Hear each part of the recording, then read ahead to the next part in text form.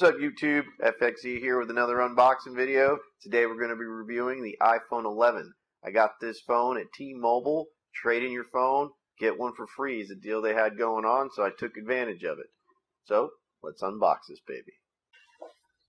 Being that I bought this at a T-Mobile store, it has already been unwrapped.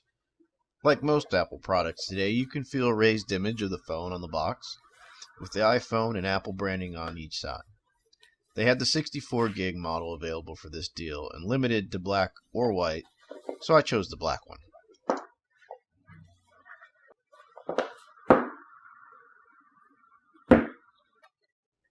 We'll set the phone aside for a minute while we check out what else is in the box.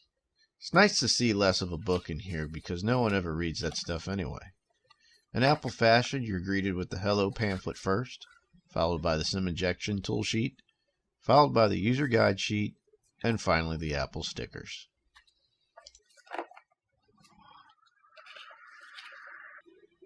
Continuing on with what else is neatly placed in the box, we have a white set of lightning cable headphones since this phone has no headphone jack, and a lightning charger cable underneath it. Not sure why they moved away from the plastic carrying case the headphones used to come with. I kinda liked having a place to store them neatly away. Even though this phone is capable of quick charge, we are only given a 5-volt slow charging brick. You know, since Apple had ditched the headphone jack, I would like to see them maybe include some cheap AirPods in the box instead. It looks like it would fit perfectly in this box. So that's everything that comes in the box, which is nothing out of the ordinary. With that out of the way, let's turn our attention over to the phone.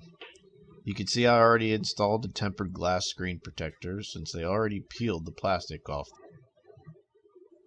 The phone has a premium feel but makes me nervous being that it's all glass. Here is the iPhone 11 on the left and the iPhone 8 on the right, just so you have a size comparison. The iPhone 11 is quite a bit bigger than the 8. I actually came from a 7 to an 11 only because of the deal T-Mobile was having. The 7 was a great phone and I had no issues with it. I did not realize how much bigger the phone was, and it's much heavier also, weighing in at 6.84 ounces compared to the 8's 5.22 ounces. Looking at the back of the phone, we have what Apple claims to be the strongest glass on a smartphone, a dual 12 megapixel wide and ultra wide camera, capable of 4K video recording up to 60 frames per second, and a 3046 milliamp battery. Looking at the front of the phone, you do have the notch at the top that houses your selfie camera, speaker, and sensor, a 6.1-inch LCD display with a 720p resolution, IP68 water resistance, and Face ID. You still press and hold the power button to get the phone to turn on. Due to my work environment, I need to have a rugged phone case on my phones. I picked up this 3-piece case at the local mall, and it has rubber touching the phone and then a soft touch plastic on the outside. It has a good grip on the side so it doesn't slip out of your hand, and a nice lip around the front to protect the screen. To get into the phone, you use Face ID or a passcode, and as expected, it's very responsive. Sliding all the way to the right still brings up your widgets. Now, in order to bring up your quick toggles, you slide down from the top right corner instead of up from the bottom. You have several different shortcuts like flashlight, volume control, screen brightness, and others. This is also where you need to go to see your battery percentage now. Sliding up from the bottom now acts like your home button, and sliding to the side on the bottom bar lets you switch between apps. Then you slide up and to the right, which brings up all of your apps and allows you to start shutting them down by sliding them up. This also supports multi-touch to shut down more than one.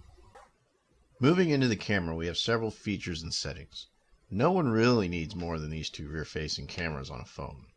You have several different modes that include panoramic, portrait, photo, video, slow-mo, and time-lapse.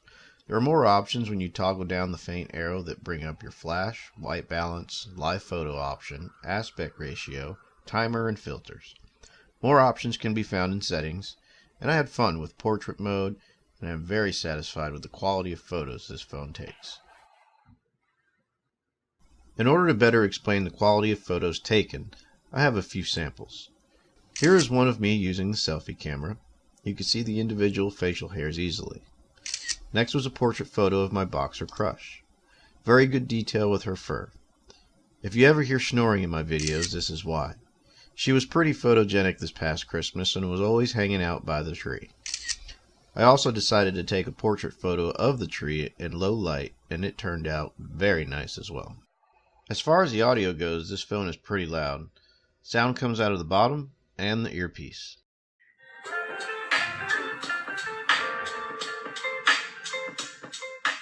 Hey YouTube, FXZ here again with another video review. The notifications and ringer are very loud, and I often find myself having to turn them down. Overall, this is a solid phone. I think I prefer the home button in the size of the 8, but that's my personal preference. I would recommend this phone to anybody in the market for a new phone. Alright, so that's it. That's my review on the iPhone 11. I hope this video has helped you decide whether or not this phone is for you. If you liked the video, please give it a thumbs up. If you haven't already, subscribe. Thanks for watching.